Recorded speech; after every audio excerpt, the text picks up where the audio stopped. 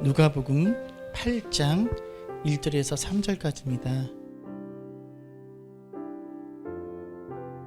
그 후에 예수께서 각 성과 마을에 두루 다니시며 하나님의 나라를 선포하시며 그 복음을 전하실세 12 제자가 함께하였고 또한 악귀를 쫓아내심과 병고침을 받은 어떤 여자들 곧 7 귀신이 나간 자 막달라니라 하는 마리아와 헤롯의 청지기 구사의 아내 요한나와 수산나와 다른 여러 여자가 함께하여 자기들의 소유로 그들을 섬기더라.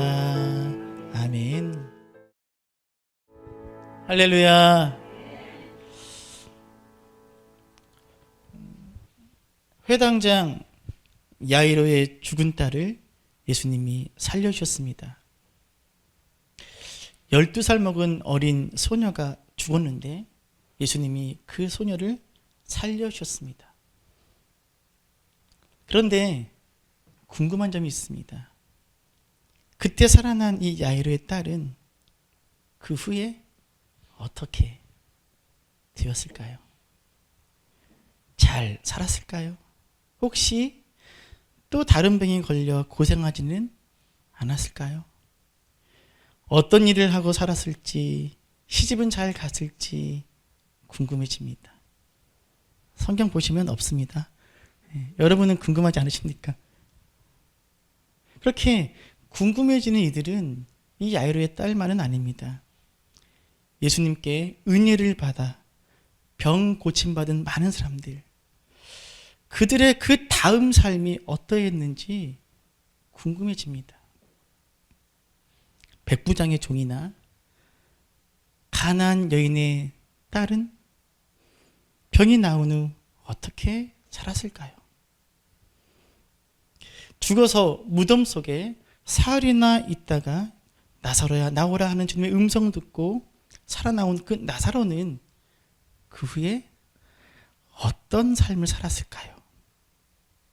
이런 것들이 왜 궁금하냐면 이들이 예수님의 은혜를 입은 후에 병고침을 받은 후에 이들이 살았던 인생을 살펴보면 우리가 어떻게 살아야 할 것인가에 대한 확실하고도 구체적인 답을 찾을 수 있으리라 생각되기 때문입니다. 주님께 큰 은혜를 받은 이들의 인생은 그렇지 않은 인생들, 즉 은혜를 받지 않은 사람들과는 무언가 다를 것이 분명하기 때문입니다. 그런데 예수님께 은혜를 입은 병고침을 받은 사람들이 그 후에 어떻게 살았는지에 대해 성경은 별다른 기록이 남아있지 않습니다.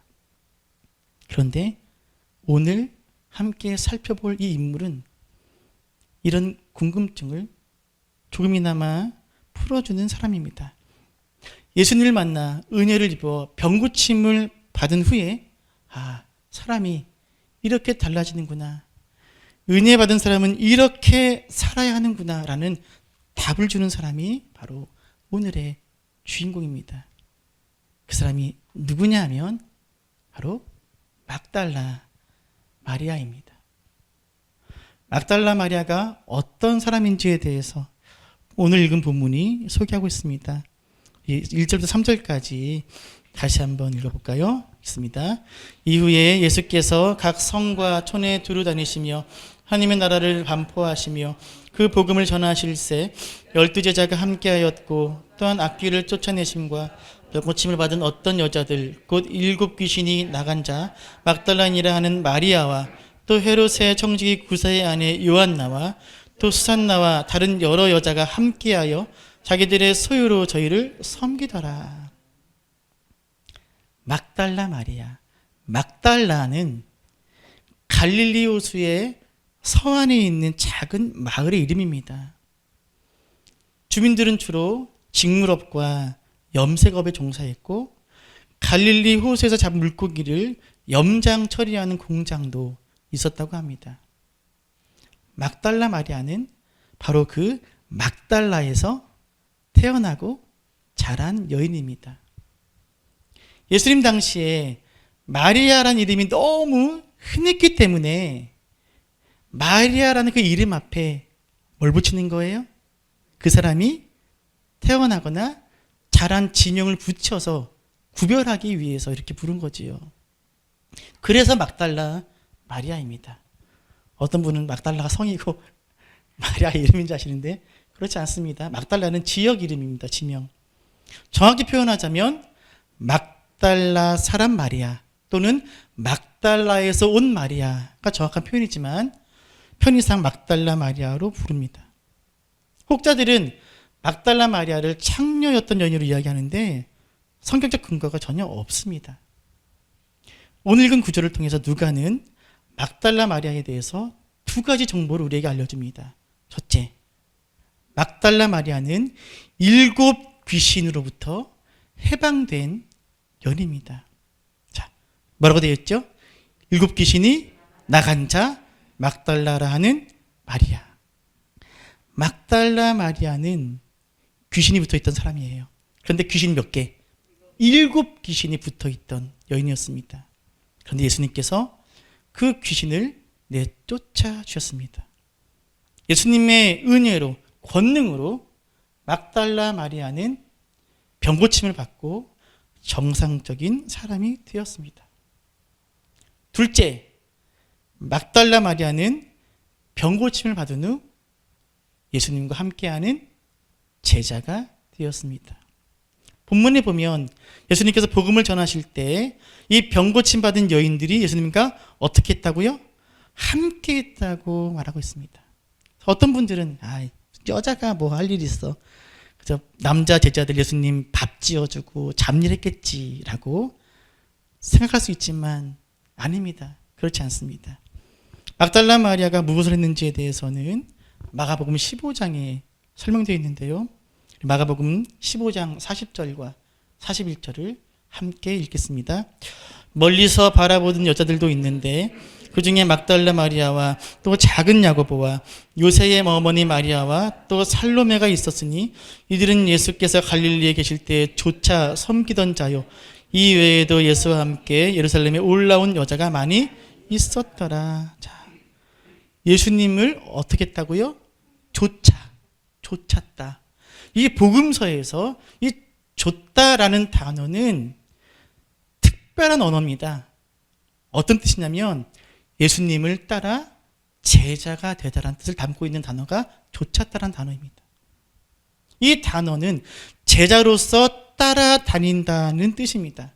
그러니까 막달라 마리아를 비롯해서 이 여인들이 예수님과 제자들을 위해서 밥이나 지어주고 수발하기 위해서 함께 다닌 것이 아니라 당당하게 예수님의 제자로서 한 몫을 담당했다는 것입니다. 그래서 막달라 마리아는 예수님께로부터 은혜를 받아 귀신이 나간 후 정상인이 된 후 무엇이 되었다고요? 예수님을 따르는 제자가 되었습니다. 물론 12제자라 불리는 남자들과는 다르겠지만 예수님이 복음을 전하실 때 함께 다녔던 여제자라고 할 수 있습니다.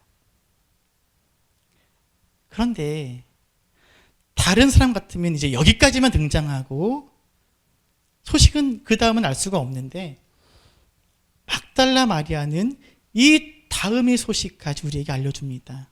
그래서 우리가 막달라 마리아의 인생이 어땠는지 더 자세히 알 수 있습니다.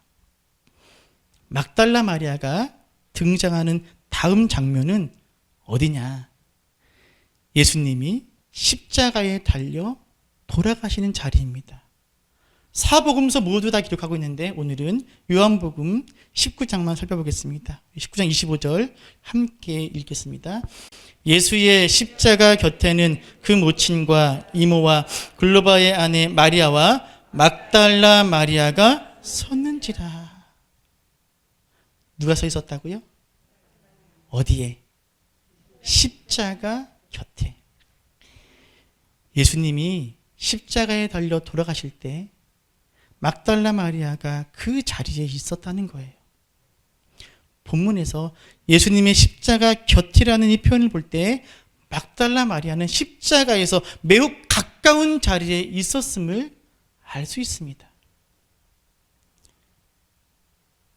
십자가 곁에 남자 제자라고는 누구밖에 없었죠? 요한밖에 없었어요. 남자 제자라고는 요한밖에 없었던, 다른 남자 제자들의 이름은 나오지도 않는 이 처참한 죽음의 현장에 여제자 막달라 마리아가 있었습니다. 주님 가시는 곳이면 어디든지 끝까지 따라가겠다고 장담했던 남자 제자들과는 달리 그 어떤 장담도 하지 않았던 마리아지만, 이 막달라 마리아는 죽음의 현장 십자가 옆에 예수님과 함께 있었습니다. 여러분, 이게 진정한 믿음입니다. 말로만 떠들썩한 신앙이 아니라 말없이 따라가며 자기의 모든 것을 바쳐 헌신하며 어려운 처지에서도 심지어 십자가의 자리까지 나아가는 이 믿음의 모습을 막달라 마리아가 보여주고 있습니다. 얼마나 많은 사람들이 평소에 믿음에 대해서 이야기하고 믿음을 자랑합니까? 그런데 정작 고난이 닥쳐오면, 정작 십자가를 져야 하는 상황에 이르면 보이지 않습니다. 그리고 뜻밖에도 평소에 별로 말이 없던, 평소에는 믿음이 있는지 없는지조차 모를 정도였던 사람이 그 십자가를 지고 갑니다. 믿음이 있는지 없는지를 알아볼 수 있는 가장 좋은 방법은 바로 시험을 당할 때, 고난 당할 때 그 사람의 행동을 보면 압니다. 시험이 다가오고 어려움이 닥쳐오면 평소에 믿음을 이야기하다가 그때 믿음이 전혀 없는 사람처럼 살아간다면 그를 믿음의 사람이라 할 수 없을 것입니다. 막달라 마리아는 그런 면에서 우리에게 좋은 본이 되는 믿음의 선생입니다. 이렇게 막달라 마리아는 십자가의 자리에 나아갑니다. 마지막으로 막달라 마리아는 어디에 등장합니까? 예수님께서 부활하시던 날 아침에 그 무덤의 자리에 막달라 마리아는 나타납니다. 요한복음 20장에 보면 안식 후 첫날에 이른 아침 막달라 마리아가 예수님의 무덤에 갑니다. 우리 요한복음 20장 1절을 함께 읽겠습니다. 안식 후 첫날 일찍이 아직 어두울 때에 막달라 마리아가 무덤에 와서 돌이 무덤에서 옮겨진 것을 보고, 누가 왔어요? 막달라 마리아가 혼자 왔어요. 대단하지 않습니까? 그런데 무덤 안을 보니 예수님의 시신이 없어요. 그래서 달려가서 다른 제자들을 다 알리고 베드로를 비롯한 제자들과 함께 와서 예수님을 찾았지만 그 시신을 찾지 못합니다. 다른 제자는 다 돌아갔지만 마리아 혼자 남아서 무덤에서 웁니다. 그때 예수님을 만납니다. 요한복음 20장 16절에서 18절까지 함께 읽겠습니다. 예수께서 마리아야 하시거늘 마리아가 돌이켜 히브리 말로 라보라 하니 이는 선생님이라 하는 말이라. 예수께서 이르시되 너는 내 형제들에게 가서 이르되 내가 내 아버지 곧 너희 아버지 내 하나님 곧 너희 하나님께로 올라간다 하라 하시니, 막달라 마리아가 가서 제자들에게 내가 주를 보았다 하고 또 주께서 자기에게 이렇게 말씀하셨다 이르니라. 마리아가 누구를 만나요? 부활하신 예수님을 만납니다.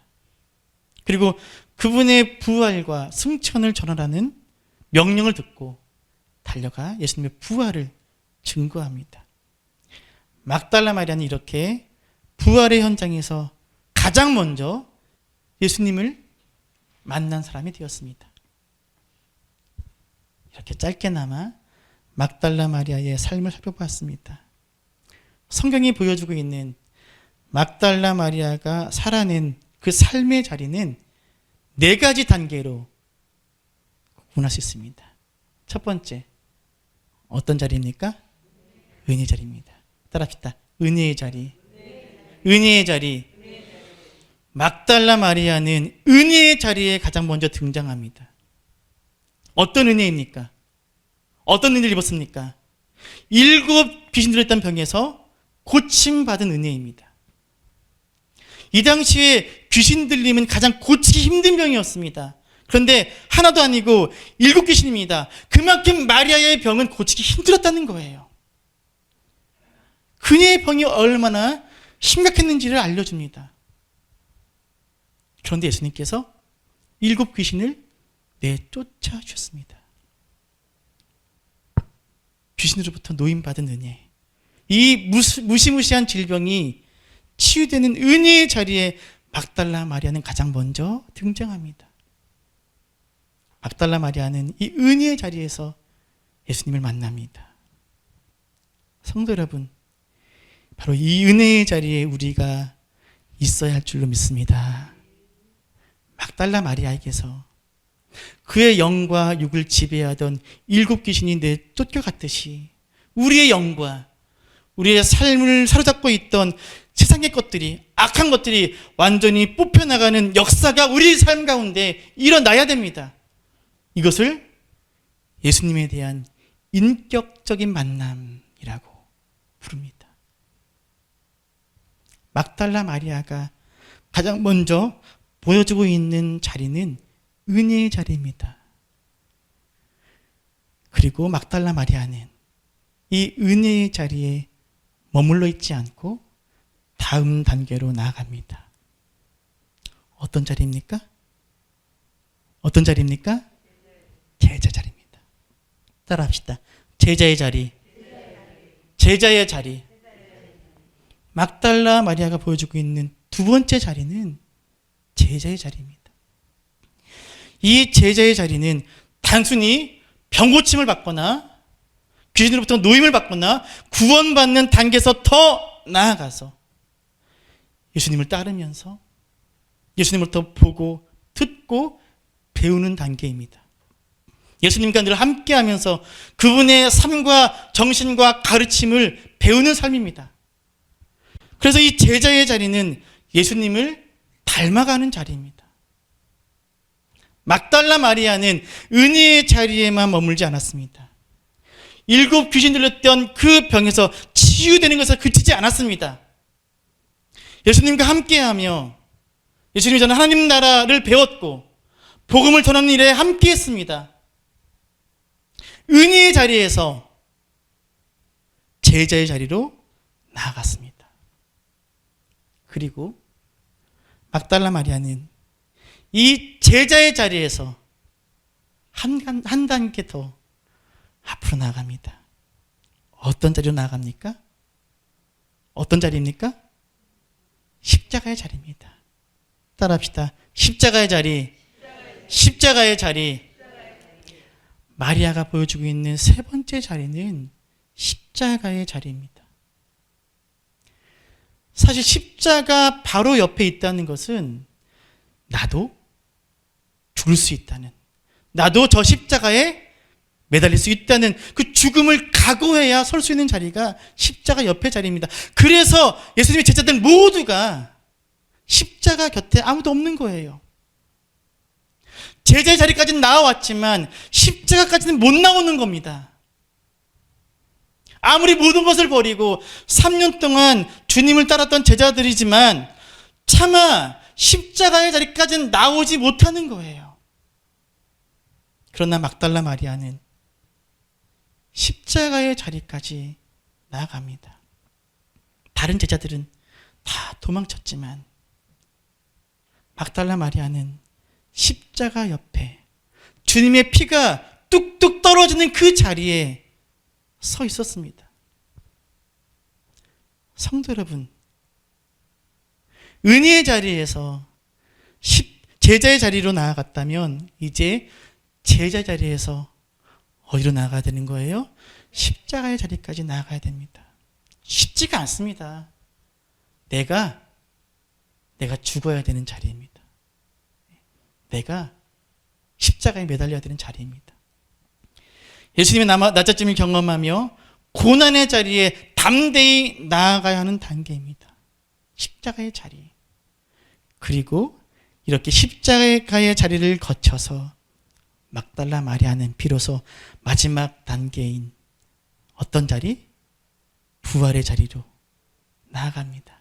따라합시다. 부활의 자리. 부활의 자리. 막달라 마리아가 보여주고 있는 네 번째 단계는 부활의 자리입니다. 막달라 마리아는 부활의 자리에서 주님을 만났고 예수님의 부활을 전하라는 귀한 사명을 부여받습니다. 막달라 마리아가 보여주고 있는 마지막 자리는 그 영광된 부활의 자리입니다. 지금까지 살펴본 막달라 마리아가 보여주고 있는 네 가지 단계 같이 읽어볼까요? 있습니다. 은혜의 자리, 제자의 자리, 십자가의 자리, 부활의 자리. 자, 이제 여러분께 묻겠습니다. 여러분은 지금 어느 단계에 와 계십니까? 막달라 마리아가 우리에게 보여주고 있던 이 믿음의 장면 중에서 어느 장면에 내가 등장하고 있습니까? 여러분이 서 있는 자리는 어떤 자리입니까? 혹시 은혜의 자리에만 머물고 계시지는 않습니까? 예수님을 만나서 죄와 사망으로부터 구원받은 그 은혜는 체험했지만 여전히 은혜의 자리에만 머물고 계시지는 않으십니까? 아니면 제자의 자리로 나아가셨습니까?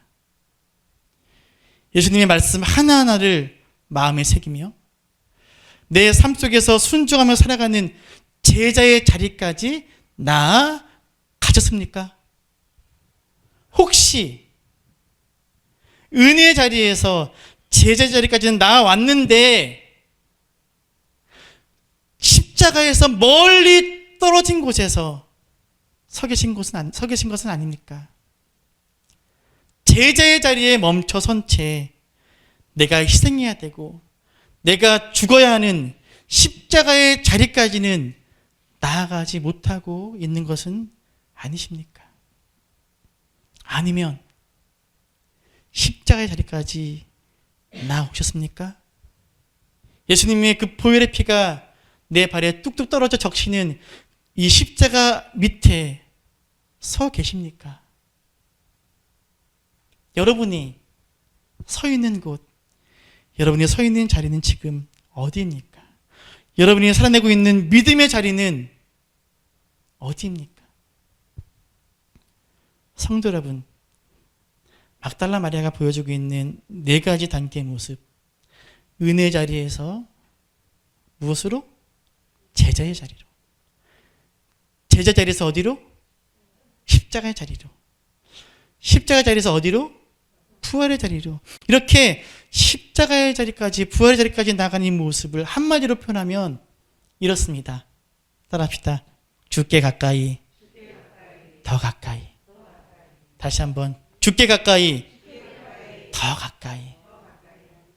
지금 막달라 마리아는 주님께 더 가까이 가고 있는 거예요. 처음에 7신 들렸던 그 병에서 치유받았던 그 처참한 자리에서 주님의 부활의 첫 증인이 되는 그 영광의 자리까지 주님께 더 가까이 나아가고 있는 사람이 막달라 마리아입니다. 그저 주님의 은혜를 체험하는 자리에서 주님께 더 가까이 나아가 주님과 함께 동행하며 주님 말씀과 뜻을 배우고 주님을 닮아가는 제자 자리로 나아갔던 이가 막달라 마리아입니다. 그리고 주님께 더 한 걸음 가까이 나아가 주님의 보혈이 뚝뚝 떨어지는 십자가의 자리까지 나아간 여인이 막달라 마리아입니다. 그리고 결국 영광스러운 주님의 부활의 자리에 이른 여인이 막달라 마리아입니다. 성도 여러분,